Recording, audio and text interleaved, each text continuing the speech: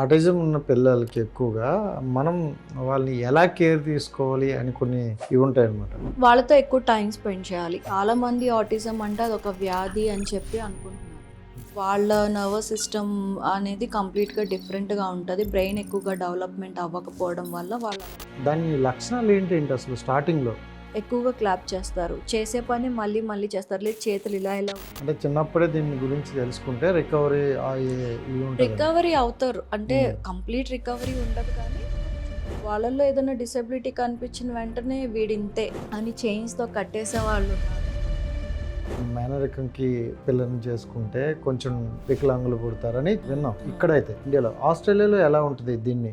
నేను అబ్జర్వ్ చేసింది ఏంటంటే చాలా మంది ఆల్కహాల్ అడిక్షన్స్ అయిపోయారు. ఎప్పుడైతే మనం ఆల్కహాల్ తీసుకోవడం మొదలు పెడతామో అది చాలా సెన్సిటివ్ అవుతుంది అనమాట. బట్ ఈ ఆటిజం ఉన్న వాళ్ళకి డైట్ చెప్పడం అనేది, ఆ డైట్ ద్వారా ఏమైనా క్లియర్ అవుతుంది వాళ్ళకి? మీల్లో కార్బ్స్ అనేది హై ఎక్కువ తీసుకోవడం వల్ల మనకి షుగర్ లెవెల్స్ అనేవి ఇంక్రీజ్ అయ్యి అసలు చెప్పాలంటే ఇక్కడే ఎక్కువ క్యూర్ అయ్యే ఛాన్సెస్ ఉంటాయి. ఇప్పుడు ఈ మధ్య కాలంలో పూర్తిగా రైస్ మానేసి డైట్ అనగానే చాలా బక్కగా అయిపోయి ఎందుకు ఇలాంటివి వస్తున్నాయి, ఇలా చేస్తాయి? యాక్చువల్గా రైస్ మానేయాల్సిన అవసరం లేదు, కాకపోతే క్వాంటిటీ తగ్గించుకోవాలి. నార్మల్ ఫుడ్ వదిలేయమంటారు. ఒక యాపిల్ తినండి, ఒక ఆమ్లెట్ తినండి, ఇలా చెప్తున్నారు. ఎలా కుక్ చేసుకోవాలి ఫుడ్ అనేది కూడా కంప్లీట్గా చెప్తాం మేము. చెప్పి వాళ్ళు ఫుడ్ తినే టైమింగ్స్తో ఫుడ్ తినేటప్పుడు ఫోటో పెట్టమని చెప్పి అడుగుతాం. పేరెంట్స్కి మీరు ఇచ్చే సందేశం ఏంటి అసలు? పేరెంట్స్ ఎవరైనా సరే నేను చెప్పగలిగేది ఒకటే, పిల్లలతో టైం స్పెండ్ చేయండి, వాళ్ళకి కమ్యూనికేట్ చేయండి, పిల్లల్ని కొట్టద్దు. వాళ్ళకి సెన్సరీ డిసెబిలిటీ కూడా ఉంటుంది కాబట్టి మీరు కొంచెం వాళ్ళకి అర్థమయ్యేలా చెప్పండి.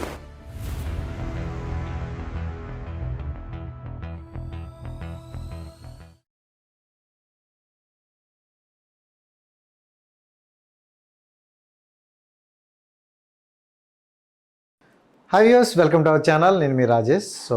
సో ఈ మధ్యకాలంలో ఎక్కడ చూసినా ప్రతి ఒక్కరికి హెల్త్ కాన్షియస్ చాలా పెరిగిపోతుంది. ప్రతి ఒక్కరిని అడుగుతుంటే ఏం చేస్తున్నాను అంటే డైట్ చేస్తాను అంటారు.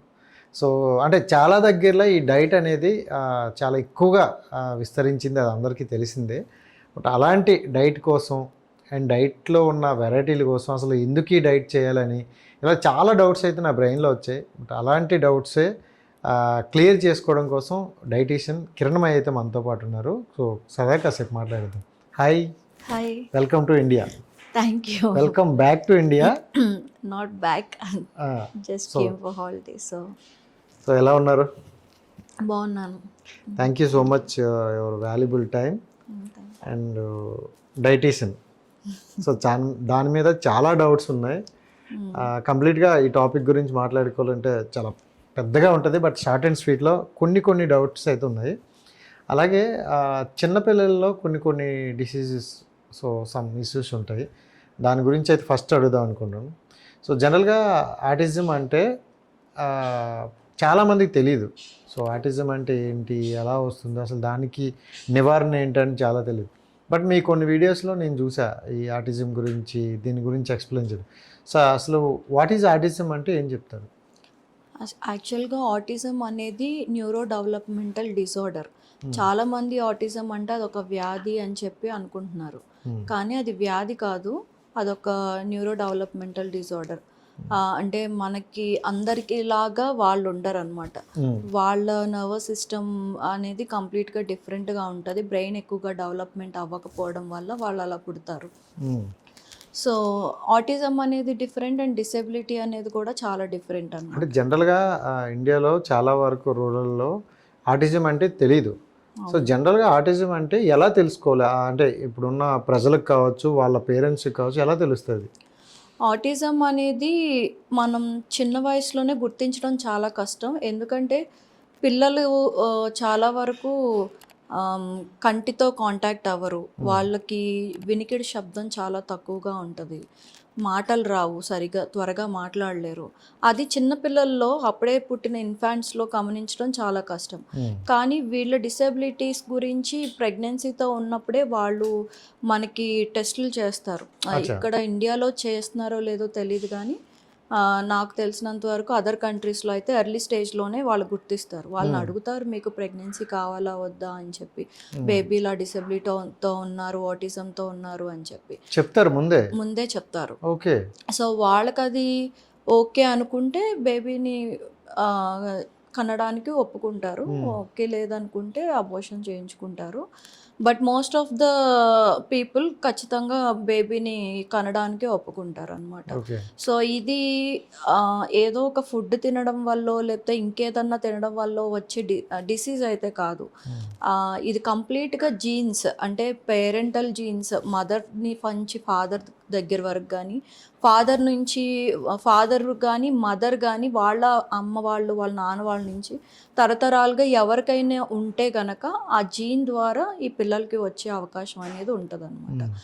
సో చాలామంది చేసే మిస్టేక్ ఏంటంటే ఇప్పుడు వాళ్ళని ఎలా ట్రీట్ చేయాలో తెలియక, ఆటిజంతో ఉన్న వాళ్ళని ఎలా ట్రీట్ చేయాలో తెలియక, వాళ్ళకు ఉండే లక్షణాల గురించి కూడా వాళ్ళకి అర్థం కాక, అవగాహన లేక, మెయిన్లీ మన ఇండియాలో అవగాహన లేక వాళ్ళని చాలా మిస్ట్రీట్ చేస్తున్నారు. చదువుకున్న వాళ్ళైనా చదువుకొని వాళ్ళైనా, నేను ఎక్స్పీరియన్స్ అయినంత వరకు కూడా చాలామంది చాలా మిస్ట్రీట్ చేస్తున్నారు వాళ్ళని.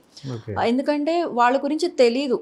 చాలా వరకు వాళ్ళు ఎలా చూసుకోవాలి, వాళ్ళతో ఎలా కమ్యూనికేట్ అవ్వాలి, ఇంకా వాళ్ళల్లో ఏదైనా డిసెబిలిటీ కనిపించిన వెంటనే వీడింతే, వీడిని పట్టించుకోక్కర్లేదు అని చైన్స్తో కట్టేసే వాళ్ళు ఉన్నారు చాలామంది. ఇంకా వీడొద్దు అనుకొని, యాక్చువల్గా ఇండియాతో పోల్చుకుంటే ఆస్ట్రేలియాలో ఎక్కువగా ఆటిజంతో ఉన్న వాళ్ళకి అన్ని ఫెసిలిటీస్ ఉన్నాయి.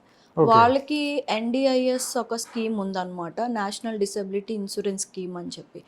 గవర్నమెంట్ వాళ్ళకి హెల్త్ వైజ్గా కానీ, స్పీచ్ వైజ్గా కానీ, స్కూలింగ్ వైజ్గా కానీ, అన్ని వైజ్గా వాళ్ళకి ఫండింగ్ ఇస్తారు.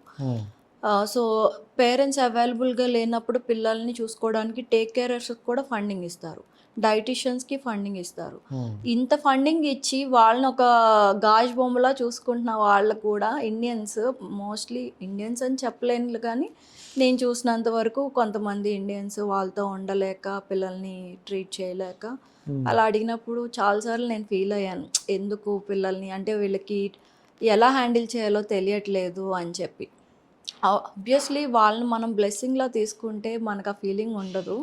అందరూ ఏదో అంటారు. ఇప్పుడు ఆటిజంతో పుట్టిన పిల్లల్ని చాలామంది ఎలా చూస్తున్నారంటే, బయటికి పిల్లలతో ఫంక్షన్స్కి వెళ్ళలేరు, ఎక్కడా కూడా వాళ్ళని బయట ఎన్విరాన్మెంట్కి తీసుకెళ్లరు. ఎందుకంటే పిల్లలకి బయట ఎక్కువ మందితో కలవడం ఇష్టం ఉండదు. ఆటిజంతో ఉన్న వాళ్ళకి సౌండింగ్ ఎక్కువ ఇష్టం ఉండదు. వాళ్ళు సౌండ్స్, పెద్ద పెద్ద సౌండ్స్ వస్తే చాలా డిస్టర్బ్ అయిపోతారు వాళ్ళు. ఎక్కువ ఒకే పని చేస్తూ ఉంటారు, చేయొద్దన్నా కూడా అదే పని వాళ్ళు చేస్తూ ఉంటారు. ఇలాంటి ఒక ప్యాటర్న్లో ఉన్న పిల్లల్ని సడన్గా బయటికి తీసుకెళ్ళినప్పుడు వాళ్ళు అది హ్యాండిల్ చేయలేరు అంతమంది జనాల్లో. సో వాళ్ళు కొంచెం ఇరిటేట్ అయ్యి డిస్టర్బ్ చేస్తూ ఉంటారు. అది పేరెంట్స్కి చాలా ఇబ్బందిగా అనిపిస్తుంది.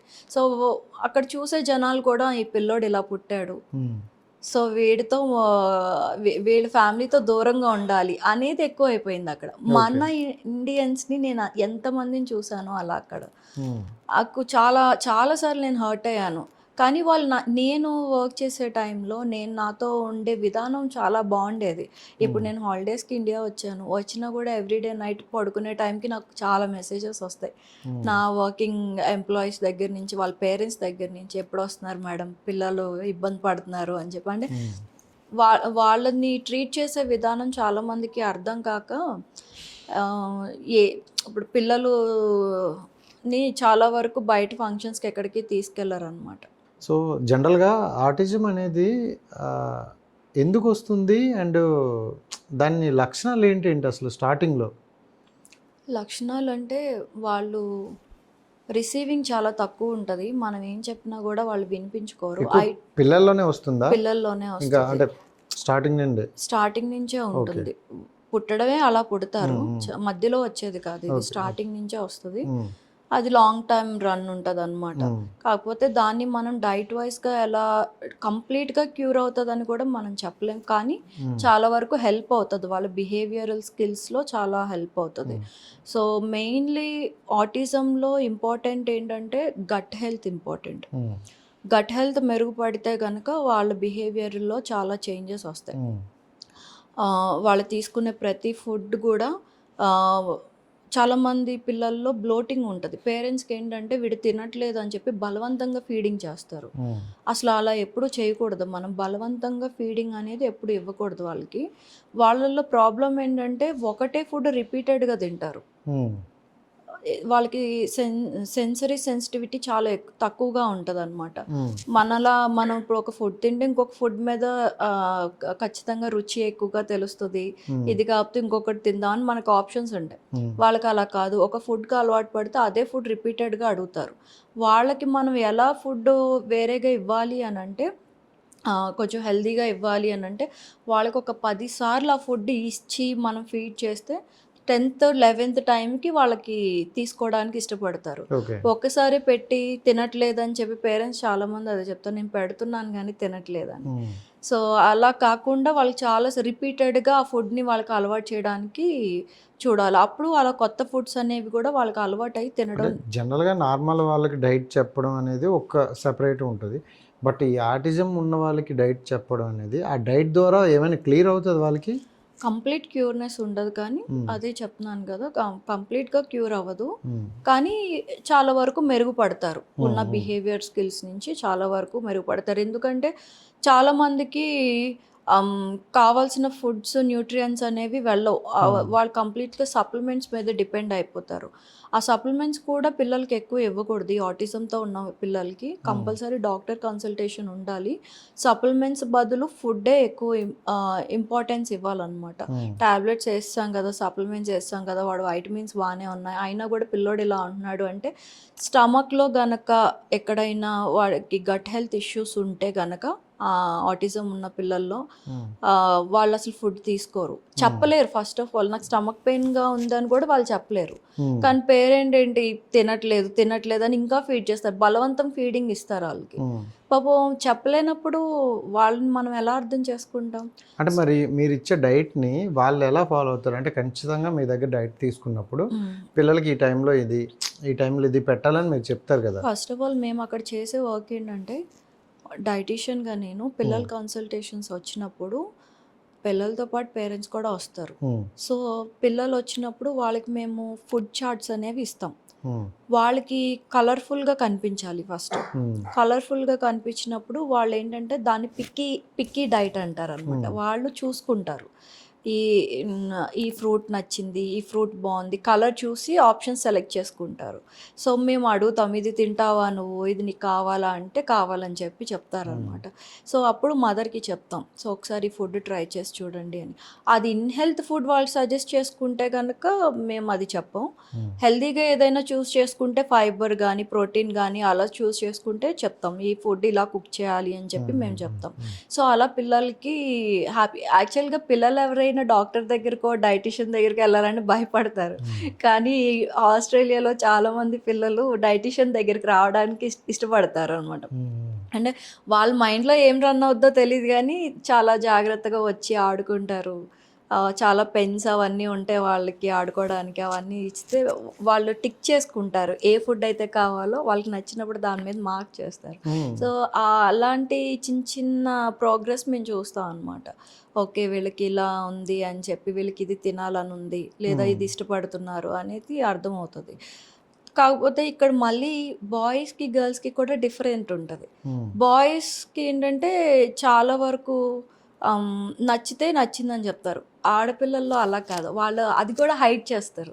ఈ లక్షణాలన్నీ బయటపడకుండా కూడా వాళ్ళు హైడ్ చేస్తూ నార్మల్ గర్ల్స్లా బిహేవ్ చేయడానికి ట్రై చేస్తారు. అది వాళ్ళకి తెలీదు, అది బై నేచర్ అలా వస్తుంది వాళ్ళకి.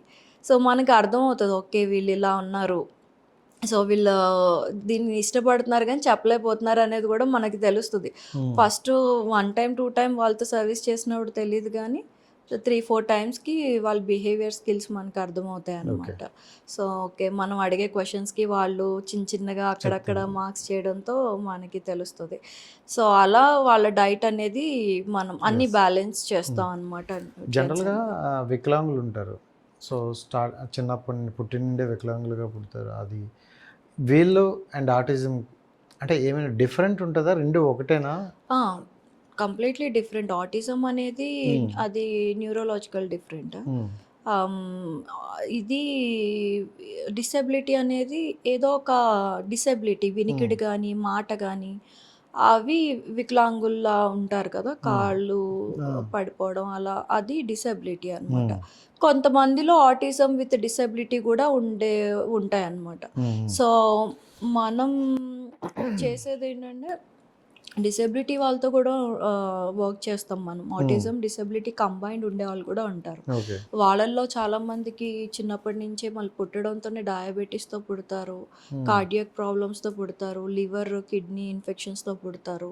సో మళ్ళీ వాళ్ళ డైట్ కంప్లీట్గా డిఫరెంట్ ఉంటుంది. మనం ఏది పడితే అది person to person okay diet ఇవ్వడానికి కుదరదు. డాక్టర్ కన్సల్టేషన్స్ ఉంటాయి. డైటిషియన్స్కి డాక్టర్స్కి మంచి కనెక్షన్స్ ఉంటాయి ఆస్ట్రేలియాలో. ఇక్కడ ఇండియాలో అలా ఉందో లేదో తెలీదు. నాకు తెలిసినంత వరకు ఇండియాలో ఆటిజం అవేర్నెస్ చాలా తక్కువ ఉంది. ఓకే. చాలామంది పిల్లల్ని ఎక్కువ ఎక్కువ కొడుతూ ఉంటారు. అది నేను చాలా వరకు నా కళ్ళతో చూసాను. అంటే వాళ్ళు చదువుకున్న వాళ్ళైనా చదువుకున్న వాళ్ళైనా కూడా ఎక్కువగా కొట్టడం నేను చూసాను. అంటే వాళ్ళని హ్యాండిల్ చేయడం తెలియక. బట్ నాకు తెలిసి అదర్ కంట్రీస్తో పోల్చుకుంటే ఇండియాలో మోర్ ఫ్రీడమ్ ఉంటుంది. పిల్లల్ని బయట ఇప్పుడు ఇంటి పక్కన పిల్లలతో వాళ్ళతో ఆడుకోవడానికి ఆ ఫ్రీడమ్ ఎక్కువ ఉంటుంది. అసలు చెప్పాలంటే ఇక్కడే ఎక్కువ క్యూర్ అయ్యే ఛాన్సెస్ ఉంటాయి పిల్లల్ని.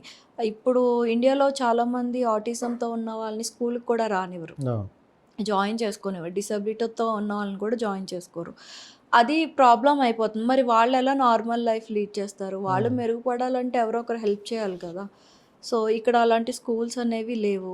ఒకవేళ స్కూల్కి మనం బిహేవియర్ బాగానే ఉంది, కొంచెం బాబు అర్థం చేసుకున్నాడు, పాప అర్థం చేసుకుంటుంది అనుకునే టైంకి స్కూల్లో జాయిన్ చేస్తే ఆటిజంతో ఉన్నారని చెప్పి పంపించేస్తారు వాళ్ళని. మరి వాళ్ళు అదే ఆస్ట్రేలియాలో అయితే వాళ్ళకి స్కూల్స్ ఉంటాయి. ఓకే. స్పీచ్, వాళ్ళ మాట రాకపోతే స్పీచ్ థెరపీ ఉంటుంది వాళ్ళకి. మాటలు వచ్చే వరకు, ఆ వర్డ్స్ అర్థం చేసుకునే వరకు స్పీచ్ థెరపీ ఉంటుంది. కష్టంగా అయినా లాంగ్ గ్యాప్తో అయినా ఒక వర్డ్ మాట్లాడడానికి ట్రై చేస్తారు. అలా చాలా వరకు కూడా వాళ్ళకి డిఫరెంట్ ట్రైనింగ్ ఉంటుంది. ఆటిజంతో ఉన్న వాళ్ళు కూడా నార్మల్ లైఫ్ లీడ్ చేయాలని చెప్పి. ఎల్లకాలం స్పెషల్ నీడ్ ఇంపార్టెంటే. వాళ్ళకి ఎవరో ఒకరిది కంపల్సరీ ఏమంటారు, కేరింగ్ అనేది ఉండాలి, పక్కన ఎవరో ఒకరు ఉండాలి, అది ఎంత ఏజ్ వచ్చినా కూడా. సో ఇక్కడ మన ఇండియన్స్కి వచ్చేసరికి అంత టేక్ కేరింగ్ అనేది ఉండదు. నేను అది ఎక్కువగా ఇక్కడ చూసాను. బట్ నాకు తెలిసినంత వరకు ఇక్కడ క్యూర్ అయినట్టుగా ఇంకెక్కడ ఆప్షన్ ఉండదని నేను అనుకుంటున్నాను అనమాట. నాకు అనిపించింది.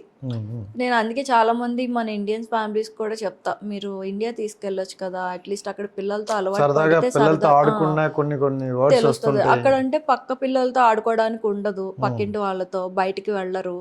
సో వాళ్ళు ఎప్పుడు అలోన్గా ఉంటారు, ఇంట్లోనే ఉంటారు, పేరెంట్స్ పట్టించుకోరు. సో అది డిఫరెంట్ కైండ్ ఆఫ్ లైఫ్ అది. కానీ మనకి ఇక్కడ పక్కన పిల్లలతో ఒకసారి ఆడుకుంటూ ఉంటే వాళ్ళకి అలవాటు పడతారు. ఒక్కసారి వాళ్ళు ఇది లైఫ్ అని కొద్దిగా అలవాటు పడ్డారంటే 4-5 సార్లు వాళ్ళు కొత్తది ఏదో ఒకటి నేర్చుకోవడానికి ట్రై చేస్తారు. జనరల్గా ఈ ఆటిజం అనేది కూడా చిన్న వయసులోనే గుర్తిస్తే ముఖ్యమైన అని విన్నా. అంటే చిన్నప్పుడే దీని గురించి తెలుసుకుంటే రికవరీ అవుతారు. అంటే కంప్లీట్ రికవరీ ఉండదు కానీ కొంచెం 50% అది మెరుగుపడుతుంది. వాళ్ళు మనలోకి వస్తారనమాట. కొంచెం చిన్నప్పుడే గ్రహిస్తే కనుక వాళ్ళకి వాడాల్సిన మెడిసిన్స్ కానీ ఫుడ్ కానీ ఫీడింగ్ కరెక్ట్గా ఇస్తూ ఉంటే వాళ్ళకి కొంచెం చేంజెస్ అనేవి కనిపిస్తాయి. జనరల్గా ఇక్కడ మన ఇండియాలో చూసుకుంటే మేనరికం అని కానీ, మేనరికంకి పిల్లల్ని చేసుకుంటే కొంచెం వికలాంగులు పుడతారని చిన్నప్పటి నుండి మేము విన్నాం. అది సో ఇక్కడైతే ఇండియాలో, ఆస్ట్రేలియాలో ఎలా ఉంటుంది దీన్ని, అంటే అలాగే ఉంటాయా ఈ వికలాంగులు అనే డిసేబిలిటీ అనేది? యాక్చువల్గా అలా కాదు కానీ నేను అబ్జర్వ్ చేసింది ఏంటంటే చాలామంది ఆల్కహాల్ అడిక్షన్స్ అయిపోయారు. ఆస్ట్రేలియాలో కూడా అంతే. వీకెండ్స్ వచ్చాయంటే పార్టీస్ ఉంటాయి, alcohol compulsory men and women తీసుకుంటారు. ఇక్కడ కూడా మన ఇండియాలో కూడా కల్చర్ చేంజ్ అయింది. ఇప్పుడు ఆల్మోస్ట్ అందరూ ఆల్కహాల్ తీసుకుంటున్నారు, కొంచెం ఎంగేజ్లోనే తీసుకోవడం స్టార్ట్ చేస్తున్నారు. అందుకే చాలామందికి గర్ల్స్కి కూడా పీసీఓఎస్ ప్రాబ్లమ్స్ అనేవి వస్తూ ఉన్నాయి. కానీ చాలా నెగ్లెక్ట్ చేసుకుంటున్నారు, అది వాళ్ళకి అర్థం అవ్వట్లేదు. జనరల్గా మనకి ఒక 23 ఇయర్స్ ఏజ్ వచ్చే వరకు కూడా అబ్బాయిలైనా అమ్మాయిలైనా బ్రెయిన్ డెవలప్మెంట్ అనేది జరుగుతుంది. ఉమ్, ఎప్పుడైతే మనం ఆల్కహాల్ తీసుకోవడం మొదలు పెడతామో అది చాలా సెన్సిటివ్ అవుతుందన్నమాట. ఉమ్, డ్యూరింగ్ ప్రెగ్నెన్సీ కూడా గర్ల్స్ ఎక్కువగా అమ్మాయిలు ఎక్కువగా ఇది ఆల్కహాల్ తీసుకోవడం వల్ల ఫీటస్‌కి అది ఆల్కహాల్ డైజెస్ట్ చేసేది ఉండదు కదా! ఐ మీన్ లైక్ ఫిల్టర్ చేసేది ఉండదు. ఉమ్, ఎందుకంటే ఇంకా కిడ్నీ, లివర్ అవి ఇంకా వాళ్ళకి ఇంకా అవయవాలు సరిగ్గా పూర్తవ్వవు కదా! దాంతో ఫిల్టర్ అనేది ఉండదు. అది వాళ్ళ న్యూరో డెవలప్‌మెంటల్‌గా గూడా వాళ్ళకి చాలా వరకు ఎఫెక్ట్ అవుతది. ఉమ్, సో, ఆ కండిషన్స్‌లో కూడా ఆటిజం అండ్ డిసెబిలిటీ వచ్చే ఛాన్సెస్ ఎక్కువున్నాయి. సో, నేను చెప్పేదేంటంటే చాలామంది ఆల్కహాల్ ఎక్కువ తీసుకుంటున్నారు. అది కొంచెం అవాయిడ్ చేస్తే బెటర్. డ్యూరింగ్ ప్రెగ్నెన్సీ ఆల్కహాల్ అనేది ఆహ్, చాలా హార్మ్ చేస్తది. ఈవెన్ మెన్స్ అయినా కూడా ఆహ్, ఇప్పుడు వాళ్ళు ప్రెగ్నెన్సీ ప్లాన్ చేశారు అనుకుంటే అట్‌లీస్ట్ 6 మంత్స్ వరకన్నా ఆల్కహాల్ తీసుకోకుండా ఉండడం చాలా బెటర్ అని నేను అనుకుంటా. ఇప్పుడు నాకు తెలిసినంత వరకు మోస్ట్‌లీ చాలామంది ఆల్కహాల్ ఎక్కువ తీసుకోవడం వల్ల ఈ కండిషన్స్ కూడా వస్తున్నాయని, ఉమ్. డిసేబిలిటీ ఎక్కువ వస్తుందని నేను ఆల్కహాల్ గురించి టాపిక్ వచ్చింది కాబట్టి మాట్లాడుతున్నా. అంటే ఈ డ్రింక్ చేసేవాళ్ళు సో ఎలాంటి ఫుడ్ తినొచ్చు, ఎలాంటి ఫుడ్ తినకూడదు? ఎందుకంటే డ్రింక్ చేసిన తర్వాత కొన్ని ఫుడ్సే తినాలి అని అంటారు కదా. అంటే డ్రింక్స్ చేసిన తర్వాత ఈ ఫుడ్ తినొచ్చు, తినకూడదని కాదు. మోస్ట్‌లీ నేనైతే ఆల్కహాల్ అవాయిడ్ చేయమని చెప్తాను. కానీ ఒకవేళ తీసుకునే వాళ్ళు ఉంటే ఫస్ట్ ఆల్కహాల్ తీసుకున్న వాళ్ళు ఎవరైనా ఫుడ్ తీసుకోవాలి. ఏ ఫుడ్ అయినా సరే ఉమ్, తీసుకోవాలి. ఫుడ్ తీసుకోకుండా ఓన్లీ జస్ట్ ఆల్కహాల్ తీసుకోవడంతో అవి చాలా బాడీలో చాలా ఇంపాక్ట్ అనేది జరుగుతుంది. సో, ఫుడ్ అనేది ఇంపార్టెంట్. అవాయిడ్ చేయమనైతే చెప్పను. ఓకే. ఫుడ్ తీసుకోవాలి. అలానే ఆల్కహాల్ తీసుకోమని కూడా చెప్పను. ఆల్కహాల్ అవాయిడ్ చేయండి. అవాయిడ్ చేయమని చెప్పినా చాలామంది అవాయిడ్ చేయరు. ఉమ్, ఇప్పుడేంటంటే ఇప్పుడు డైట్ ఇది తింటే మంచిది, అది తింటే మంచిది అని చూస్తూనే ఉన్నాం. అందరూ ఫాలో అవ్వాలని ట్రై చేస్తున్నారు. కానీ అది తింటారు. ఆ డైట్ ఇది మంచిది, ఇప్పుడు పుదీనా ఉంది మంచిది అని, కొత్తిమీర ఉంది మంచిది అని చెప్తే అవి తింటారు. వాటితో పాటు మళ్ళీ రైస్ తింటారు. ఉమ్, మళ్ళీ ఏ ఒక్క కార్బ్స్ రిలేటెడ్ ఫుడ్ అయితే తీసుకుంటారు. మంచిది ఓకే. మంచిది అని తింటారు. కానీ డైట్ మాత్రం ఫాలో అవ్వరు. మళ్ళీ కార్బ్స్ తీసుకుంటారు. ఉమ్. సో, అలా మన సిస్టమ్ అలా ఉంది కాబట్టి సో జనరల్గా కొంతమంది ఏంటంటే డైటీషియన్ రైస్ తినకండి, హ్మ్. పూర్తిగా రైస్ని అవాయిడ్ చేసేయండి అని అంటున్నారు. బట్ మనం చిన్నప్పుడు ఎక్కువగా రైసే తినేవాళ్ళు, పెద్దలు ఉండేవాళ్ళు. రైస్ తినే నేను ఉక్కు మనిషిలా ఉన్నాను రా, నేను రైసే తింటా అని అంటారు.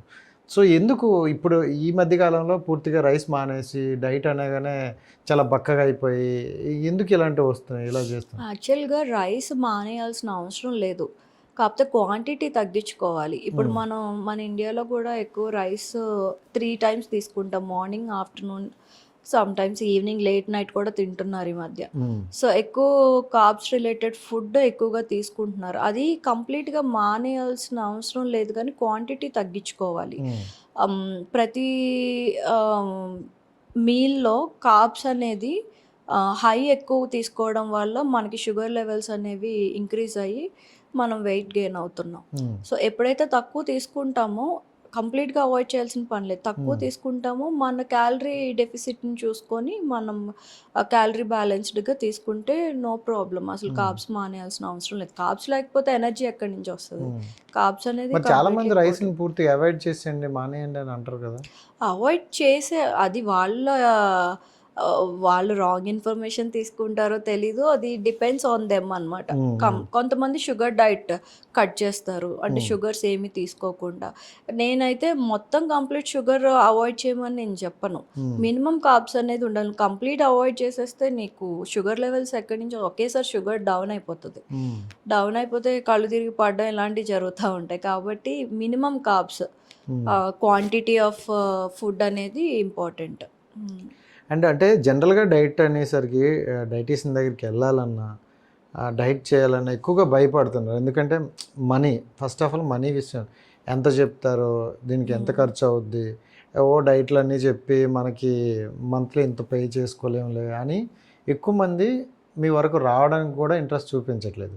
సో అంటే డైట్ అంటే మనీతో రిలేటెడ్గానే ఉంటుందా?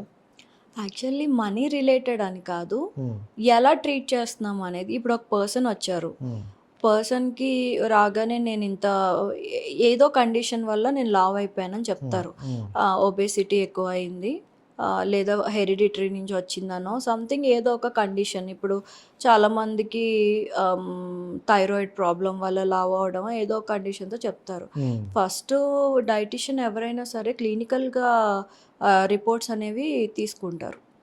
క్లినికల్ రిపోర్ట్స్ వచ్చాక వాళ్ళ వైటల్స్ అన్నీ ఎలా ఉన్నాయనేది చెక్ చేసిన తర్వాత వాళ్ళు బిఎంఐ అవి క్యాలిక్యులేట్ చేసి వాళ్ళకొక ప్రైస్ చెప్తారు. ఎందుకు అంటే వాళ్ళని మానిటర్ చేయాలి. ఉమ్, వాళ్ళు తీసుకునే ఫుడ్‌ని మానిటర్ చేయాలి. ఇప్పుడు నేను డైట్ ఇచ్చేస్తాను వచ్చిన వాళ్ళకి, ఇంటికెళ్ళి ప్రిపేర్ చేసుకుంటామంటారు, తగ్గట్లేదు. End um, of the day blame ఎవరికొస్తది? డైటీషియన్‌కే నీకే వచ్చిద్ది. వస్తుంది. మీరిచ్చిన డైట్ ఫాలో అయ్యాం గానీ తగ్గలేదంటారు. అందుకే డైటీషియన్స్ ఏం చేస్తారు? మానిటర్ చేస్తారు. ఉమ్, ఫుడ్ పంపిస్తారు. కుకింగ్ ఎలా చేసుకోవాలో కూడా పంపిస్తారు. ఎంత ఆయిల్ వాడాలి, ఎలా కుక్ చేసుకోవాలి ఫుడ్ అనేది కూడా ఉమ్, కంప్లీట్‌గా చెప్తాం మేము.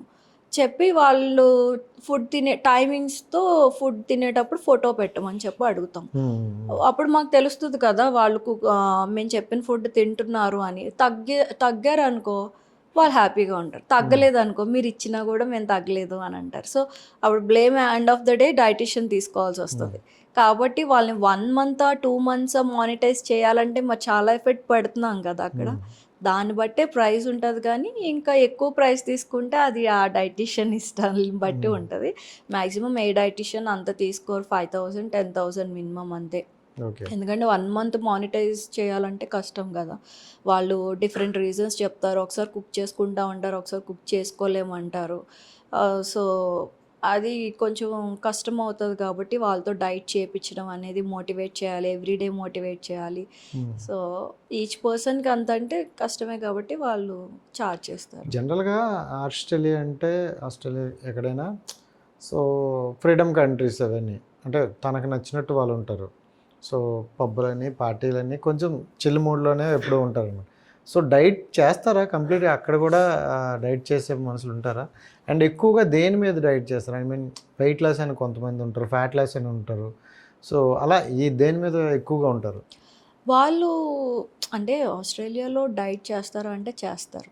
Hmm. ప్రతి ఒక్కరికి అవగాహన అనేది ఉంటది. కంప్లీట్‌గా డైటీషియన్స్ దగ్గరికి వెళ్తారు. హెల్త్ మీద ఇంపార్టెన్స్ హెల్త్ పెరిగినట్టు. ఇంపార్టెన్స్ అనేది చాలా Hmm. ఎక్కువ. వాళ్ళు ఎక్కువ ఫిట్‌నెస్ అండ్ జిమ్స్‌కి వెళ్తారు. ఐ మీన్ 18 ఇయర్స్ దాటిన వాళ్ళ దగ్గర నుంచి 70 ఇయర్స్ వరకు కూడా చాలామంది ఫిట్‌నెస్ మెయింటైన్ చేస్తారు. సో, డైట్ కూడా అలానే తీసుకుంటారు. ఇంకా వాళ్ళకి డైట్ అంటే మీన్స్ లైక్ నాన్ వె వాళ్ళు తినేదే డైట్ వైస్ ఫుడ్. వాళ్ళకి కట్టింగ్ అంటూ ఏమి ఉండదు. కార్బ్స్ కూడా ఎక్కువేం తీసుకోరు. Hmm. And most of the Australians 3 times meal తీసుకోరు. 2 టైమ్స్ మీల్ తీసుకుంటారు. Hmm. సో, వాళ్ళ మోస్ట్‌లీ టైమ్ సాలడ్స్ మీదే ఉంటది. సో, అంత కట్ చేసే ఉండదు గానీ, డైట్ ఫాలో అవుతారు. బానే Hmm. ఫాలో అవుతారు వాళ్ళు. ఫిట్‌నెస్ ఎక్కువ మెయింటైన్ చేస్తారు. కాబట్టి వాళ్ళకి ఇష్యూస్ తక్కువుంటాయి. కాకపోతే వెదర్ కండిషన్స్ వల్లో, ఇంకా ఇంకేదైనా ఫుడ్స్ అంటే ప్రాపర్ వైటమిన్ డి అనేది ఉండదు వాళ్ళకి. Hmm. ఎప్పుడు మనకి హ్మ్. Hmm. వింటర్ సీజన్స్ కాబట్టి డైట్ అనేది ఎంత మెయింటైన్ చేసినా వైటమిన్ డెఫిషియన్సీస్ అనేది వాళ్ళకి ఎక్కువ ఉంటాయన్నమాట. Hmm. సో, ఐరన్, వైటమిన్ డెఫిషియన్సీస్‌ని బట్టి వాళ్ళు సప్లిమెంట్స్ యూజ్ చేస్తారు. Hmm. అండ్ ప్లస్ డైట్ అయితే ఎప్పుడూ ఉంటారు. వాళ్ళు సో డైట్‌లోనే జనరల్గా ఉంటారు. ఇండియాలో మనం చూస్తున్నాం. సో ఈ ట్రాఫిక్ రూల్స్ కానీ ఇలా ఎక్కువగా ఉంటాయి. సో ఆస్ట్రేలియాలో మీరు చూస్తున్నారు. సో ఈ రెండాటికి అంటే ఇండియాకి ఆస్ట్రేలియాకి డిఫరెన్స్ ఏంటంటే ఏం చెప్తారు? అండ్ ఏది బెటర్ అంటే ఏం చెప్తారు? ట్రాఫిక్ వైస్ అయితే ఇండియా చాలా, చాలా ఎక్కువ. ఓకే. ఆస్ట్రేలియాలో అయితే రూల్స్ ఉంటాయి కాబట్టి, అయితే ఒక 5 మినిట్స్ వెయిట్ చేస్తే సిగ్నల్స్ దగ్గర మళ్ళీ క్రాస్ చేసుకొని వెళ్ళిపోవచ్చు. కాకపోతే రూల్స్ ఎక్కువ. నేనొచ్చిన ఫస్ట్ మంత్ నేను చాలా కష్టపడ్డాను. ఓహ్! ఏంటి అందరూ ఇలా వెళ్ళిపోతున్నారు అని చెప్పి. నాకే అడ్జస్ట్ అవ్వడానికి చాలా టైం పట్టింది. భయమేసింది ఫస్ట్. రూల్స్ ఫాలో అవ్వట్లేదు వీళ్ళు. ఈ లైన్‌లో నుంచి ఈ లైన్‌లోకి వచ్చేస్తున్నారు అని చెప్పి. అంటే మనకు జనాభా ఎక్కువ కాబట్టి ఆబ్వియస్లీ ఇంకా అలా ఉంటది. కానీ ఆస్ట్రేలియాలో రూల్స్ బట్ అయితే అక్కడ ఆస్ట్రేలియాలో కంపల్సరీ. హార్న్ కూడా మేము కనీసం హార్న్ గూడా చెయ్యం. హార్న్ కొట్టకూడదు, చెయ్యం. ఫైన్ అంటది. ఫైన్, హార్న్ కొడితే ఫైన్. అంటే ఫైన్ కాదు, if it is needed compulsory మేము, అంటే ఇప్పుడు సడన్గా ఇండికేషన్ వేసి ఒక్కొక్కసారి లైన్ చేంజ్ చేస్తారు. అలా వచ్చినప్పుడు మేము హార్న్ చేస్తాం అనమాట. అంటే వాళ్ళు ఏంటంటే ప్రయరర్గా మాకు ఇండికేషన్ ఇవ్వాలి, అప్పటికప్పుడు ఇండికేషన్ వేసి చేంజ్ చేయకూడదు. సో అది వెంటనే ఎవరైనా పోలీస్ దగ్గరలో ఉంటే చూసినా వాళ్ళకి ఫైన్ వేస్తారు, పక్కకు పిలిచి మాట్లాడడం అలా చేస్తారనమాట. సో మోస్ట్ ప్రాబబ్లీ ట్రాఫిక్ అనేది అక్కడున్న కల్చర్ని బట్టి అది ఎక్కువ, ఇక్కడ ఉండేదాన్ని బట్టి ఇక్కడ ఎక్కువ. So thank you. అండ్ ఇంకోటి ఏంటంటే కమ్ టు ద ఆటిజం. అంటే ఆటిజం ఉన్న పిల్లలకి ఎక్కువగా మనం వాళ్ళని ఎలా కేర్ తీసుకోవాలి అని కొన్ని ఇవి ఉంటాయి అన్నమాట. సో ఏంటంటే అవి, అంటే వాళ్ళని కేరింగ్ కావచ్చు, లేకపోతే వాళ్ళతో ఎక్కువ టైం స్పెండ్ చేయాలి. కేరింగ్ అంటే ఇంకా స్పెషల్గా ఏం కాదు, కానీ పేరెంట్స్ ఎక్కువగా ఆటిజం ఉన్న పిల్లలతో కానీ డిసేబిలిటీతో ఉన్న పిల్లలతో కానీ అంటే కొంత విధంగా అర్థం అవ్వరు కదా వాళ్ళు అర్థం కారు. కానీ వన్స్ వాళ్ళు నీకు అటాచ్ అయితే కనుక నీ కమ్యూనికేట్ చేయడానికి ట్రై చేస్తారు. వాళ్ళతో కమ్యూనికేషన్ ప్రాబ్లం, కానీ వన్స్ నువ్వు ప్రతి విషయం వాళ్ళ దగ్గర నువ్వు, అంటే అబ్బాయిలు అయితే నువ్వు చెప్పే కొద్దీ విని విని ఏదో ఒక రోజు ఆ పని చేస్తారు. అమ్మాయిలు అయితే ఇమిటేట్ చేస్తారు. నువ్వు పలానా పని చేస్తున్నావు అంటే ఇది చెయ్యాలి, ఇలా చేయాలని తను నేర్పించాలనుకుంటున్నావు. అది తన ముందే ఒక 10 సార్లు చేసావంటే అమ్మాయి వెంటనే అది తీసుకొని అలా చేయడానికి ఇష్టపడుతుంది అనమాట, ఆ పని చేయడానికి ఇష్టపడుతుంది. సో వాళ్ళ ముందు మనం రిపీటెడ్గా ఏమన్నా థింగ్స్ చేస్తే మిమ్మల్ని ఇమిటేట్ చేయడానికి ట్రై చేస్తారు, ప్లస్ ఆ అలవాట్లు నేర్చుకుంటారు. అండ్ ప్రతి పేరెంట్ కూడా ఆ పిల్లల దగ్గర కమ్యూనికేషన్ అనేది చాలా ఇంపార్టెంట్. వాళ్ళతో ఎక్కువ టైం స్పెండ్ చేయాలి. వాళ్ళు స్పెండ్ చేస్తే వాళ్ళు కూడా చాలా వరకు మానసికంగా కాకుండా హార్ట్ఫుల్గా వాళ్ళు ఇంకా నార్మల్ అవ్వడానికి కొంచెం హెల్ప్ అవుతుంది అన్నమాట. అంటే జనరల్గా ఈ ఆటిజం పిల్లలకి ఎలాంటి ఆహారం ఉపయోగపడుతుంది? అంటే స్పెషల్ ఫుడ్ అని ఇదేం లేదు, కండిషన్ని బట్టి వాళ్ళకి ఏదైతే లో వైటమిన్స్ ఉంటాయో వాటిని కరెక్ట్ చేసుకుంటూ ఆ iron, I mean like vitamins ఉండే food, fibre, omega fatty acids ఇవన్నీ కరెక్ట్ చేసుకుంటూ మంచిగా ప్రోటీన్, కార్బ్స్, మినిమం కార్బ్స్ కండిషన్ని బట్టి. ఇప్పుడు ఫర్ సపోజ్ మళ్ళీ అందరికీ అదే ఫుడ్ ఇవ్వచ్చా అంటే కుదరదు. కొంతమందికి ఫైబర్ ఎక్కువగా డైజెస్ట్ అవ్వకపోవచ్చు. ఎందుకు అంటే ఆటిజంలో ఉన్న పిల్లల్లో కూడా స్టమక్ డిఫరెంట్గా ఉంటుంది. కొంతమందికి రైట్ సైడ్కి ఉంటుంది, కొంతమందికి లెఫ్ట్ సైడ్ కూడా ఉంటుంది, కండిషన్స్ని బట్టి. ఇది నేను రీసెంట్గా కూడా తెలుసుకున్నా ఇలా కూడా ఉంటుందా అని చెప్పి. మామూలుగా అయితే మనకి ఎప్పుడు అందరికీ నార్మల్గానే ఉంటుంది కదా అనుకునేదాన్ని, కానీ రీసెంట్గా నాకు ఆస్ట్రేలియాలో ఒక క్లయింట్ వచ్చారు, గవర్నమెంట్ నుంచి నాకు ఒక క్లయింట్ యాడ్ అయ్యారు. తన పేరు ఫాతిమా. సో తను ఎందుకు ఇంత ఇష్యూస్ అవుతున్నాయని చెప్పి నేను ఒక్కోసారి ఒక పేరెంట్తో మాట్లాడి తను రిపోర్ట్స్ తీసుకురమ్మన్నప్పుడు అప్పుడు చూసా, ఓహో స్టమక్ ఇలా కూడా ఉంటుందా, రివర్స్లో కూడా ఉంటుందా, అంటే ఆటిజంలో ఉండే పిల్లలకి డెవలప్మెంట్ సరిగ్గా అవ్వక ఈ ఛాన్సెస్ ఉంటాయా అని నాకు అప్పుడు తెలిసిందనమాట. సో మనం వాళ్ళని ఎలా పడితే అలా ట్రీట్ చేయలేం, కండిషన్స్ని బట్టి వాళ్ళు మనం ట్రీట్ చేసుకోగలం. ఏంటంటే పేరెంట్స్కి మీరు ఇచ్చే సందేశం ఏంటి అసలు? పేరెంట్స్ ఎవరైనా సరే నేను చెప్పగలిగేది ఒకటే, పిల్లలతో టైం స్పెండ్ చేయండి, వాళ్ళకి కమ్యూనికేట్ చేయండి, పిల్లల్ని కొట్టద్దు. వాళ్ళకి సెన్సరీ డిసేబిలిటీ కూడా ఉంటుంది కాబట్టి మీరు కొంచెం వాళ్ళకి అర్థమయ్యేలా చెప్పండి. ఎక్కువగా ఒకసారి 10 సార్లు వినకపోతే 11వ సారి ప్రయత్నించండి, వాళ్ళు వింటారు, అర్థం చేసుకుంటారు. వాళ్ళని మీరు ట్రీట్ చేసే విధానంలో వాళ్ళు కూడా మీ వేకి వస్తారు. అలా కాకుండా వాళ్ళని ఎక్కువ కొడుతూ చైన్స్కో దేనికో మంచానికో వేసి కట్టేసే వాళ్ళు జంతువులు కారు, మనుషులే. వాళ్ళని కూడా మనుషుల్లా ట్రీట్ చేయండి. ఫస్ట్ ఆఫ్ ఆల్ వాళ్ళని బ్లెస్సింగ్లా తీసుకోండి. సో అప్పుడు మీకు పెయిన్గా అనిపించదు. ప్లస్ బయట వాళ్ళు ఏదో అంటున్నారని చెప్పి నీకు ఇలాంటి పిల్లలు పుట్టారని మిమ్మల్ని తక్కువగా చూస్తున్నారని మీరు ఎప్పుడూ ఫీల్ అవ్వద్దు. ఇంకా మీరు నిజం చెప్పాలంటే హ్యాపీగా ఫీల్ అవ్వాలి. అందరిలాగా వాళ్ళకి లేరు, దేవుడు మీకు ఒక మంచి పిల్లోడిని ఇచ్చారు, ఎక్కువ టైం మీకు స్పెండ్ చేసుకోవచ్చు మీ పిల్లలతో మీరు. సో కాబట్టి నేను చెప్తుంది, నా కన్సర్న్ ఏంటంటే వాళ్ళని కూడా ఒక మనిషిలా ట్రీట్ చేయండి. బయట జనాలు కూడా వాళ్ళకి అలా పుట్టారని చెప్పేసి మీరు వాళ్ళని ఎక్కువగా ఇన్సల్ట్ చేయొద్దు. వాళ్ళు కూడా మనుషులే, వాళ్ళు చదువుకోవాలి, వాళ్ళు బయటికి రావాలి, వాళ్ళు వర్క్ చేయడం నేర్చుకోవాలి. సో అదంతా పబ్లిక్ హెల్ప్ ఉంటేనే జనరల్గా ఎవరైనా. పిల్లల్ని కొడతారా? కొట్టరు కదా అక్కడ. అక్కడ కొట్టరు, ఆస్ట్రేలియాలో పిల్లల్ని ఆస్ట్రేలియాలో కొట్టకూడదు కదా. కొట్టరు. కొట్టలేక ఫ్రస్ట్రేషన్ అంతా మా డైటీషియన్స్కి ఇచ్చేస్తారు అనమాట. ఓకే. డైటీషియన్స్కి, కేర్ టేకర్స్కి వాళ్ళకి ఇచ్చేస్తారు.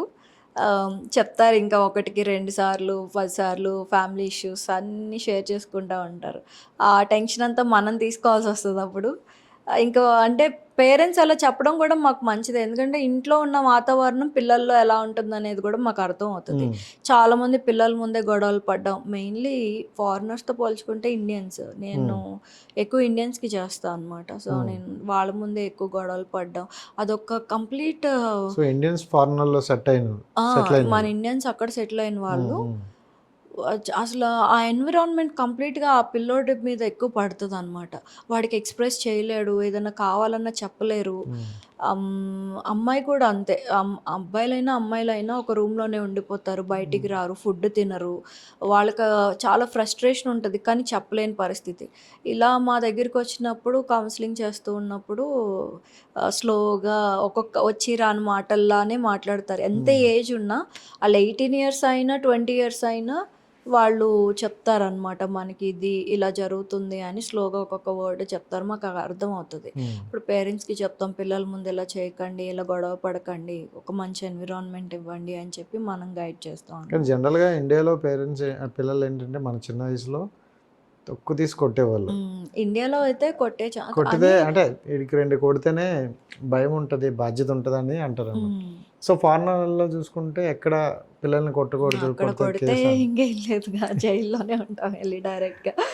సో అంటే పేరెంట్స్కి రైట్ లేదు పిల్లల్ని కొట్టేది. ఇక్కడ మనకి రైట్ ఉందా లేదా అంటే నీడెడ్, అంటే మన వాళ్ళు చెప్తే వినరు కాబట్టి 4 దెబ్బలు వేస్తాము, కంపల్సరీ వింటారు. నేను ఒక్కోసారి అనుకుంటా ఆస్ట్రేలియాలో వీళ్ళకి 4 దెబ్బలు వేస్తే బాగుండు, వింటారు అని. కానీ ఆ రైట్ లేదు కాబట్టి ఆబ్వియస్లీ మనం అలా చెయ్యం. ఇంకా నేనైతే చాలా పేషెన్స్గా వెయిట్ చేస్తాను అనమాట. ఒక్కొక్కసారి కొన్ని సిచ్యువేషన్స్లో బేబీస్ని చూసినప్పుడు నేను అనుకుంటా, వీడు ఒక్కసారన్నా మంచి వేలో చేస్తే వాడిని ఎందుకు ఇదే చేస్తున్నాడు అని ఒక్కోసారి అనుకుంటా.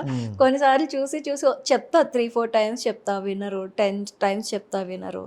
ఇంకా 11th 12th టైం కూడా అదే చేశారు అనుకో, నేను వదిలేస్తా, ఓకే వీడు అది చేయడానికే ఇష్టపడుతున్నాడు అని చెప్పి. చాలామంది ఇంకా దీన్ని గుర్తించడం ఎలా అని ఇందాక మీరు అడిగారు కదా, చాలామంది పిల్లల్లో, చిన్న పిల్లలు అంటే ఇన్ఫాంట్స్లో మనం చేయలేం, కానీ 12 ఇయర్స్ 10 ఇయర్స్ ఉన్న బేబీస్లో మనం 5 ఇయర్స్ అబోవ్ కూడా మనం గమనించాలంటే వాళ్ళు ఎక్కువగా క్లాప్ చేస్తారు, చేసే పని మళ్ళీ చేస్తారు, లేదు చేతులు ఇలా ఊపుతారు. సో అది మనం అన్రీజన్గా ఎక్కువగా అలా చేస్తున్నారంటే వాళ్ళకి ఆటిజం ఉందని చెప్పి మనం గ్రహించాలి. ఎప్పుడైతే మనం అలా గ్రహిస్తామో డాక్టర్ దగ్గరికి తీసుకొని వెళ్ళి ప్రాపర్ మెడిసిన్ వాడి, డైటీషియన్ దగ్గర డైట్ కూడా తీసుకొని ఎవ్రీ 3 monthsకి ఒకసారి డైటీషియన్ దగ్గరికి తీసుకెళ్ళాలి. పిల్లల్ని స్పీచ్ థెరపీ దగ్గరికి తీసుకెళ్ళాలి. వాళ్ళకి వీలైతే మన ఇండియాలో ఆయుర్వేదిక్ సిస్టమ్ కూడా ఉంది కాబట్టి ఆయుర్వేదిక్లో ఇచ్చే ఆయిలీ మసాజెస్ కానీ మడ్ బాత్స్ కానీ పిల్లలకి చాలా వరకు హెల్ప్ అవుతాయి. సో అలాంటివి పేరెంట్స్ చేయగలిగితే ఇంకా మంచిది అనమాట. ఓకే. సో జనరల్గా డైటీషియన్ అంటే నాకు తెలిసినంత వరకు ఈ ఫుడ్ తినకండి, ఫుడ్ తినండి, ఇది తాగండి అంటే అనే ఉంటుంది ఎక్కువగా. జనరల్గా డైటీషియన్కి ఉండే చాలా మంచి ఇదేంటంటే ఒక వ్యక్తిని మనం వాళ్ళ ఆరోగ్యాన్ని పెంచుతున్నాం. సో ఇప్పుడు ఎవరైనా డబ్బు ఇస్తారు, ఆస్తులు ఇస్తారు తప్ప ఆరోగ్యం ఎవరు. సో అది ఇప్పుడు ఒక డాక్టర్ కానీ ఒక డైటీషియన్ కానీ పెడుతున్నారు. బట్ కొన్ని యూట్యూబ్ ఛానల్స్ కావచ్చు, కొంతమంది ఏదో 4 వెల్నెస్ సెంటర్లు చూసి తిరిగేసి, సో నేను కూడా డైటీషియన్ అయిపోయా, నలుగురికి చెప్పేస్తున్నా అంటే ఒక సెల్ఫీ వీడియో తీసి పెడుతుంటారు, చాలా వరకు చూస్తున్నా. సో వాళ్ళని చూసి కూడా చాలామంది ఫాలో అయ్యి కొన్ని లేని కష్టాలు కూడా తెచ్చుకునేటట్లు ఉండాలన్నమాట. అంటే చూస్తున్నారా మీరు ఇలా యూట్యూబ్ చూస్తారా? చాలామంది ఇలా డైట్ గురించి చెప్పడం ఇలాంటివన్నీ. దాని గురించి ఏమంటారు? యాక్చువల్‌గా నేను చాలా వీడియోస్ చూసాను. రీసెంట్‌గా కొన్ని ఇష్యూస్ కూడా జరిగాయి. అవి కూడా అవును. విన్నాను నేను. హ్మ్. డైటీషియన్స్ అంటే ఊరికనే డైటీషియన్స్ అయిపోరు ఫస్ట్ ఆఫ్ ఆల్. వాళ్ళు మాస్టర్స్ చదువుకొని తర్వాత స్పెషలైజేషన్స్ కోర్స్ చేసి ఒక్కొక్క డిఫరెంట్ డిసీజెస్ మీద కోర్స్ చేసి వాళ్ళు వర్క్ చేస్తారు. దాని మీద పీహెచ్‌డీ చేసిన వాళ్ళు కూడా చాలామంది ఉన్నారు. సో, వాళ్ళకుండే అవగాహన కంప్లీట్‌లీ డిఫరెంట్. ఇప్పుడు మీరు చెప్తున్న ఇన్‌స్టాగ్రామ్‌లో గానీ, యూట్యూబ్‌లో గానీ చాలామంది ఒక 6 మంత్స్ కోర్స్ చేసి లేదా అసలు చేయకుండా కూడా హెల్త్ టిప్స్ అనేది చెప్తున్నారు. హ్మ్. కొంతమంది కొన్ని కంపెనీస్‌తో టై అప్ అయ్యి హెర్బల్ లైఫ్ అలా కొన్ని కంపెనీస్‌తో టై అప్ అయ్యి న్యూట్రిషనల్ సప్లిమెంట్స్ అనేవి ఇస్తున్నారు. హ్మ్. సప్లిమెంట్స్ యూజ్ చేస్తున్నప్పుడు వెయిట్ లాస్ అవుతున్నారు. సప్లిమెంట్స్ ఆపేసాక మళ్ళీ వాళ్ళు వెయిట్ గెయిన్ అవుతున్నారు. హ్మ్. అలా ఎవ్రీ కంట్రీలో ఒక్కొక్క సప్లిమెంట్ బేస్డ్ ఉందన్నమాట. వాళ్ళు దానికి వర్క్ చేస్తున్నారు. హ్మ్. వాళ్ళు బెనిఫిట్స్ పొందుతున్నారు.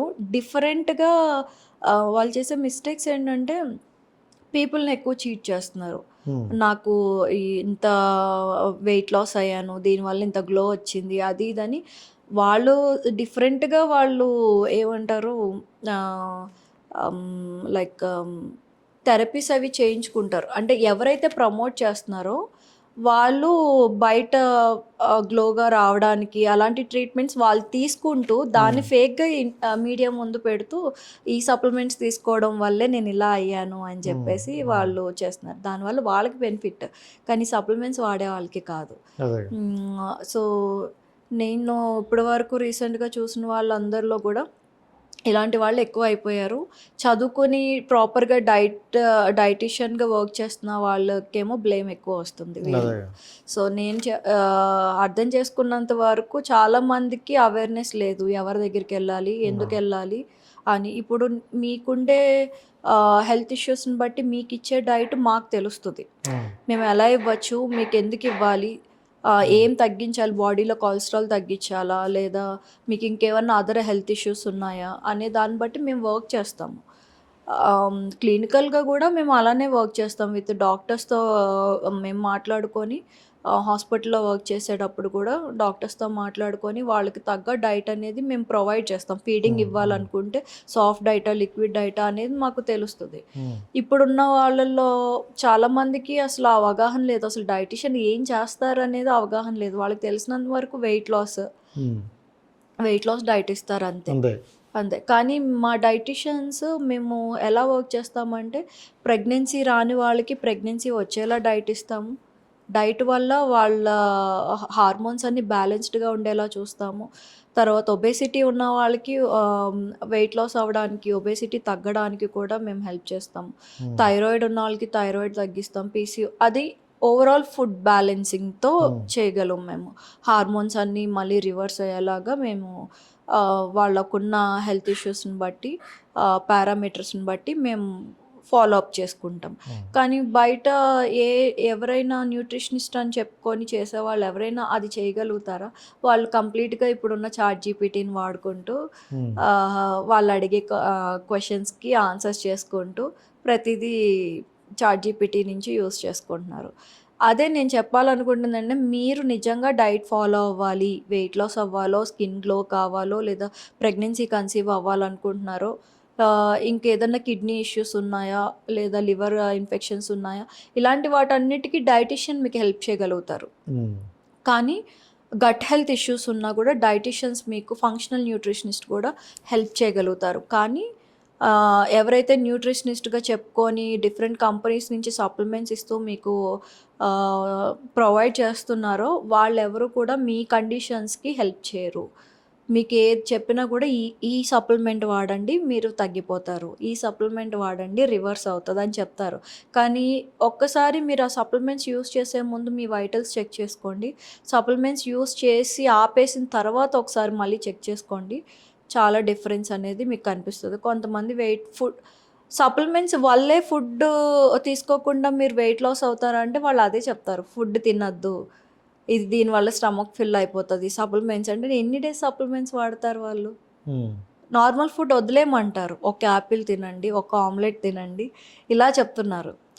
అలా కంప్లీట్గా అన్ని ఫుడ్స్ అవాయిడ్ చేసి సప్లిమెంట్స్ మీద ఎంతకాలం బేస్ అవుతారు వాళ్ళు? అది అంతే కదా. అసలు హెల్త్ ఏమైపోతుంది? ఆ సప్లిమెంట్స్ అసలు ఏం చేస్తాయి లోపలికి వెళ్ళాక? డైటీషియన్ అయితే కంప్లీట్గా ఫుడ్ బేస్డ్, ఏ సప్లిమెంట్స్ ఇవ్వరు మీకు. మీకు ఎలాంటి ఐరన్ డెఫిషియన్సీ ఉన్నా, వైటమిన్ డెఫిషియన్సీ ఉన్నా, ఇంకా ఎటువంటి డెఫిషియన్సీ ఉన్నా కూడా ఫుడ్ ద్వారా మీకు మేము హెల్ప్ చేయగలుగుతాం. సూపర్. సో అంటే ఫుడ్ గురించి చాలా చెప్పారు, పిల్లల గురించి కూడా చాలా చెప్పారు. బట్ అంటే ఇప్పుడున్న రోజుల్లో, ఇప్పుడున్న పరిస్థితుల్లో మనం తింటున్న ఫుడ్ ఏది కరెక్ట్ కాదు. సో ఇప్పుడున్న ప్రజెంట్ జనరేషన్కి ఎలాంటి ఫుడ్ తింటే బెటర్ అని చెప్తారు? Balanced diet compulsory, carbs, protein, veggies, fibre కంప్లీట్గా బ్యాలెన్స్ చేసుకొని తినడం మంచిది. ఎందుకంటే ఇప్పుడు మనకి ఎలాగో ఫుడ్స్ అన్నీ కొంచెం న్యూట్రిషనల్ వాల్యూస్ తక్కువగానే ఉన్నాయి ఫుడ్స్ అన్నిటిలోనూ. కాకపోతే ఇంకా మనకు అవి తప్ప ఇంకా దొరకట్లేదు కాబట్టి, అంత హెల్దీ న్యూట్రిషన్ ఉన్న ఫుడ్స్ దొరకట్లేదు కాబట్టి తీసుకునే ఫుడ్ నాకు తెలిసినంత వరకు ఇప్పుడు చాలామంది ఆర్గానిక్ ఫార్మింగ్ చేసి ఫుడ్స్ అవి సప్లై చేస్తున్నారు. సో మ్యాక్సిమం వీలైతే అవి ఎక్కువగా ప్రిఫర్ చేయండి. అండ్ ఆల్సో మీకు ఇంకేమైనా ఇంటి దగ్గర సమయం ఉంటే మీ ఓన్ ఫుడ్స్ మీరే ఇంట్లో గ్రో చేసుకోవడానికి ట్రై చేయండి. సో హెల్త్ అనేది కాపాడుకోండి. అంతేనా? సో యాక్చువల్ అయితే నేను ఇంకా మీ పర్సనల్ కూడా చాలా అడుగుదాం అనుకున్నా, బట్ దానికంటే ఇంకొక ఇంటర్వ్యూ ప్లాన్ చేసుకోలేమో. సో చాలా ఉన్నాయి. అంటే ఇప్పుడు ఏంటంటే ఈ రోజుల్లో డైట్ అనేది చాలా ఇంపార్టెంట్ అయిపోయింది. ప్రతి ఒక్కరికి కూడా డైట్ చేయాలి, బట్ ఎలా చేయాలో తెలియదు, ఎవరిని కన్సల్ట్ అవ్వడం తెలియదు. సో యూట్యూబ్లో, ఇన్స్టాగ్రామ్లో చూస్తూ సో దాన్ని చెప్పింది అంటే ఫ్రీగా అయిపోతుంది కదా, దాన్ని చెప్పింది ఫాలో అవుతున్నారు చాలా వరకు. బట్ మేబీ ప్రాపర్గా ఒక డైటీషియన్ దగ్గరికి వెళ్తే సో మనకి ఎలాంటి సమస్యలు ఉన్నాయి క్లియర్ అవుతాయి అని మీరు అంటారు. డైటీషియన్స్కి ఎవ్రీ కండిషన్ గురించి తెలుసు కాబట్టి వాళ్ళు మీకు హెల్ప్ చేస్తారు. ఇప్పుడు మీ యూట్యూబ్లో చూసి టిప్స్ తీసుకొని చేసేది ఓకే, చెయ్యొచ్చు, టిప్స్ ఫాలో అవ్వచ్చు. కానీ అది కొంతమందికి పడచ్చు, కొంతమందికి పడదు.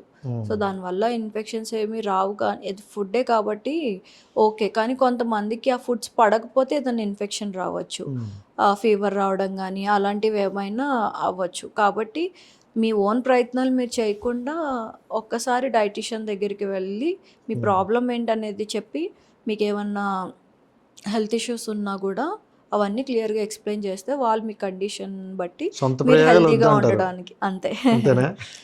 So thank you so much and me valuable time ఇచ్చినందుకు. ఇప్పుడు మళ్ళీ ఆస్ట్రేలియా నెక్స్ట్ వీక్. ఓకే, అయితే నెక్స్ట్ మళ్ళీ ఆస్ట్రేలియా మీరు వచ్చేసరికి ఇంకో పాడ్కాస్ట్ పెట్టుకుందాం. అప్పుడైనా చెప్తారా కంప్లీట్ మీ పర్సనల్ డీటెయిల్స్? అప్పుడు చూస్తారా? Thank you so much and wish all best. Thank you so much.